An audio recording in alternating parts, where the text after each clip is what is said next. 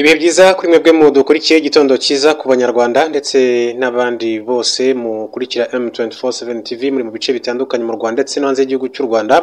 Reka turebere hamwe ishimwe rya Perezida Paul Kagame ku bihugu 29 byamwohereje ubutumwa bumushimira. Perezida Paul Kagame yashimiye ibihugu 29 byo hirya no hino ku isi nyuma yo kumwohereza ubutumwa bamushimira ku nsinzi aheruka kwegukana mu matora y'umukuru w'igihugu. Perezida Kagame yashimiye ibyo bihugu mu butumwa yanyujije ku rubuga rwe rwa X. Ibihugu yagaragaje ko byamwohereje ubutumwa bumushimira biciye mu bakuru babyo, abaza guverinoma zabyo ndetse n'abadiplomasi ni Barbados, Repubulika Centrafrica, Chad, ibirwa bya Comore, Cuba, Djibouti, Misiri, Ethiopia, Guinea Bissau, Guinea Conakry, Kazakhstan, Kenya, Liberia ndetse na Madagascar. Birimo kandi ibirwa bya Maurice, Maroc, Mozambique, Oman, Qatar, Senegal, ibirwa bya Seychelles, Somalia, Sudan y'Epfo, Ubusuwisi, Tanzania, Turkiya, Uganda, Venezuela, Zambia ndetse n'ibindi. Perezida Paul Kagame mu butumwa yanyujije ku rubuga rwe rwa X yavuze ko u Rwanda rwiteze gukomeza umubano wunguka ku bw'abaturage bacu ndetse no hagati yabo. Amajwi ya burundu y'ibyavuye mu matora y'umukuru w'igihugu yabaye tariki ya 15 Nyakanga yerekana ko Perezida Paul Kagame yatsinze ku majwi 99.18%.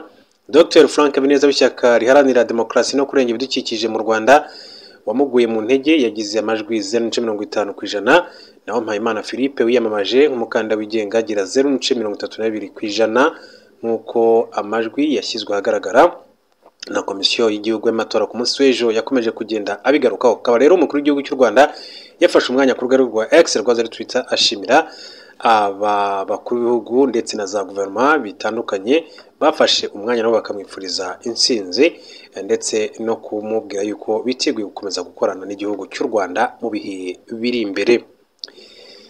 Mu gihe tuvuga ku bijyanye n'amatora mu Rwanda aho igihugu cya Repubulika ya Demokarasi ya Kongo kitigeze kimwifuriza intsinzi, reka mbabwire ko RDC yigaramye ibyo kohereza i Kampala intumwa zo kuganira na M23. Repubulika ya Demokarasi ya Kongo yigaramye amakuru avuga ko hari intumwa yohereje i Kampala muri Uganda gushyikirana n'inyeshyamba za M23. Umuvugizi wa guverinoma ya RDC Patrick Muyaya mu butumwa yanditse ku rubuga rwe rwa X yavuze ko nta muntu n'umwe woherejwe guhagararira guverinoma mu biganiro ibyo ari byo byose ndetse n'ibyihe bya M23 Kampala.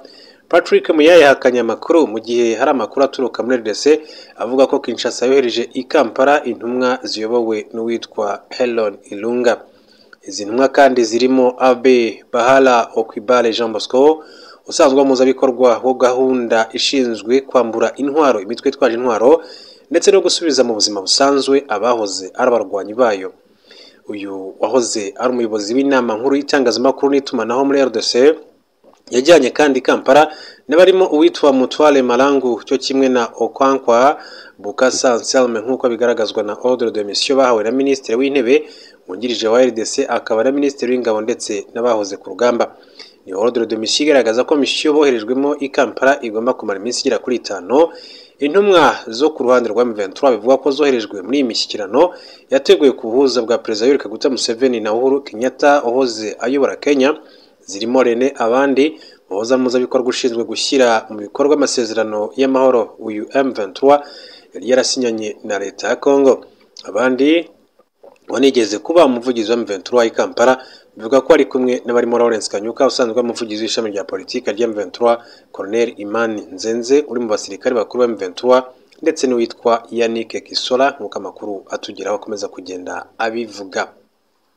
Perezida wa Leta Zunze Ubumwe za Amerika Joe Biden yafashe icyemezo cyo kuva mu irushanwa ryo gushaka manda ya kabiri. Yavuze ko ashyigikiye ko yasimburwa n'umwungirije Kamala Harris. Nkurikije abagiye bamushyigikira, nkurikije endorsement amaze kubona, nkurikije uko yitwaye muri iyi myaka 4 amaze muri White House nka Vice President, ndakeka rwose ndashidikanya nka 96-98% yuko aba ari we uzaba umukandida w'ishyaka ryacu ry'abademokrate. Alice Chusa umuyoboke w'ishyaka ry'abademokrate atuye muri leta ya Indiana. Uko kwivana mu kibuga kwa Perezida Joe Biden bisobanuye iki ku bandi bategetsi b'isi? urugero rwiza rwo kutagundira ubutegetsi, rwo kudashaka kwiharira, ahubwo umuntu agashyira imbere inyungu z'igihugu cye, inyungu z'abaturage ayobora. Victoire Ingabire Umuhoza, umunyapolitiki utavuga rumwe n'ubutegetsi bw'u Rwanda, uyobora ishyaka Dalfa Umurinzi. Ikaze mu kiganiro Iwanyu mu Ntara, duharira cyose politiki y'Amerika. Bwira ku makuru avugwa hirya no hino ku isi, ndi kumwe na Geoffrey Mutagoma. Perezida Joe Biden wa Leta Zunze Ubumwe za Amerika yatangaje ko yafashe icyemezo cyo guhagarika umugambi wo kwiyamamaza nk'umukandida w'ishyaka ry'Abademokrate mu matora ateganijwe mu kwezi kwa 11.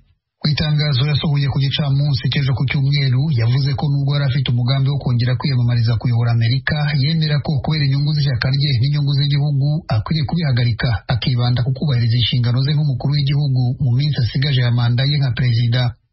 Yandika ku rubuga rwa X, Biden yasabye ishyaka rye ry'Abademokrate ko ryakwemeza visi perezida we Kamala Harris nk'umukandida uzarihagararira mu matora yo mu kwezi kwa 11. Muri iri tangazo yabanje kuvugamo bimwe mu byo abona ubutegetsi bwe bumaze kugeraho mu myaka hafi n'amaze ayobora Amerika. Ni ubwa mbere perezida uri ku butegetsi muri Amerika yikuye mu kwiyamamariza manda ya kabiri. Iki cyemezo kije gikurikira impungenge abatari bake mu ishyaka rye no hanze yaryo bagaragaje zerekeye ubukure bwe, babona ko atagifite intege zihagije zo kuba yayobora Amerika mu yindi myaka iri imbere. Perezida Biden yaraherutse gukora ikiganiro yizeza abanyamerika ko agishoboye kandi aziyamamariza kuyobora indi manda, ariko na nyuma yaho izo mpungenge zarakomeje. Abaherukaga kuzigaragaza bo mu ishyaka rye harimo Depite Nancy Pelosi wigeze kuyobora inteko ishinga amategeko ya Amerika na Barack Obama wigeze kuyobora iki gihugu. Abasesengura ibya politiki ya Amerika baravuga ko iki cyemezo cya Biden w'imyaka 81 gishyize iherezo ku rugendo rw'imirimo ye ya politiki amazemo imyaka irenga 50. Mu itangazo yasohoye kandi yavuze ko muri iki cyumweru azageza ijambo ku baturage ba Amerika ryerekeye iki cyemezo yafashe. Washington, ijwi rya Amerika. Ingabo za Israel zatangaje ko mu ijoro ryakeye zarashe ububiko bw'intwaro z'abarwanyi b'umutwe wa Hezbollah.